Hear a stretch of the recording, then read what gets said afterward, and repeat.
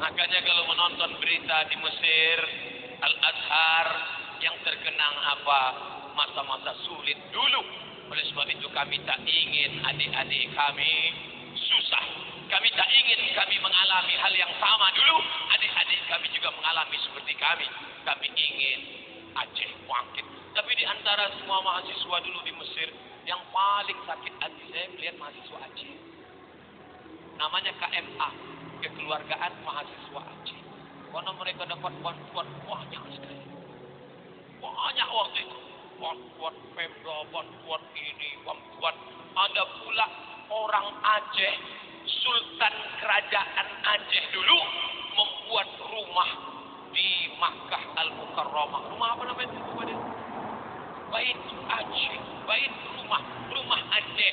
Orang Aceh membuat rumah Aceh dan wakaf tidak boleh diambil oleh pemerintah Saudi Arabia. Sampai sekarang dialirkan wakaf itu mengalir sampai hari kiamat. Beruntung jadi orang Aceh. Kalau lah dulu malaikat nanya sebelum saya lahir, "Kamu mau jadi orang apa?" Tentu saya pilih aku ingin jadi orang Aceh. Orang Aceh itu mukanya A. Arab, C. Cina, E. Eropa, A. India. Saya keempat-empatnya ada. Tapi yang diambilnya yang jelek-jeleknya. Saudara yang dimuliakan Allah Subhanahu wa Ta'ala. Oleh sebab itu maka menjadi orang Aceh adalah nikmat yang besar. Maka syukuri dengan tetap bersama, syukuri nikmat persatuan, dan syukuri nikmat harta ini. Insya Allah Bapak Ibu yang sudah mengumpulkan uangnya berkah. Setiap orang yang sakit dibawa. Kalau yang meninggal saya, insya Allah dipikul 2 orang cukup. Berat saya 50 kilo kurang dikit. Tapi kalau yang tinggal beratnya 150, siapa yang bisa membawa? Ambulan Sirul Muqdah. Kita insya Allah mendapatkan kemudahan. Itu baru satu sampel contoh saja. Ke depan akan banyak lagi kenikmatan-kenikmatan yang akan diberikan Allah Subhanahu wa Ta'ala. Amin. Jadi saya mulai tengok jam waktu mulai tadi jam 10:30. Sekarang jam 11:30 kurang 10. Artinya saya sudah menyampaikan. Padahal tadi saya permisi sama ayah. Ayah izinkan saya menyampaikan sepatah 2 patah. Kata ayah, ya. Pokoknya udah patah-patah.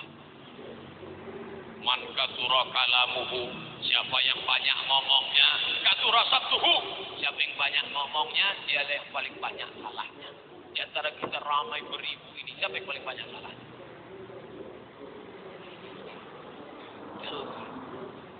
Yang paling banyak salahnya. Tapi insya Allah yang baik-baik diambil, yang buruk-buruk dibuang. Khudh ma safa da'ma kadar, ambil yang jernih, buang yang keruh. Oleh sebab itu ciri umat ini adalah umat yang bersedekah. Masjid Nabawi, tanahnya tanah wakaf, tiangnya tiang wakaf, atapnya atap wakaf. Masjidil Haram, Masjidil Aqsa, itulah yang kekal abadi.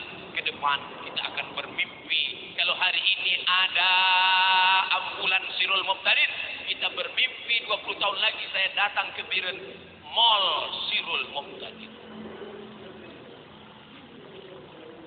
Tanahnya tanah wakaf Sirul Muqtadin.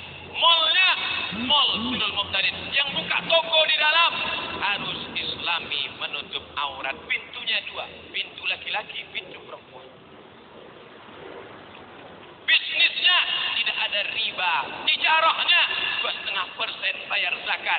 Maka anak yatim, fakir, miskin semuanya terselamatkan. Jadi orang tidak berpikir siapa itu orang Islam, miskin, susah, melarat, letoy, loyo, lunglai, mampus.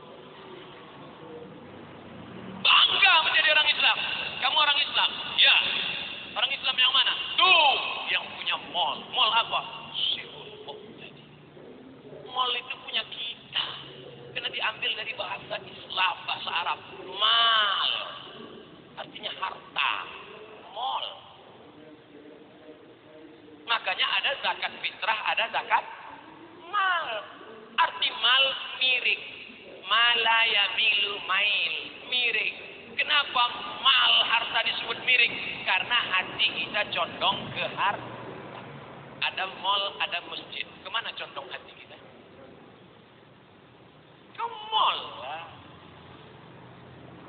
Tapi ketika Sirul Muqtadin ada, tidak dibagi dua. Orang sekarang dibagi dua. Beb, kita mau shopping ke mall apa ke masjid? Ke mall aja ya. Tapi ketika Sirul Muqtadin punya lembaga wakaf, dia tidak begitu. Di mall itu ada masjid.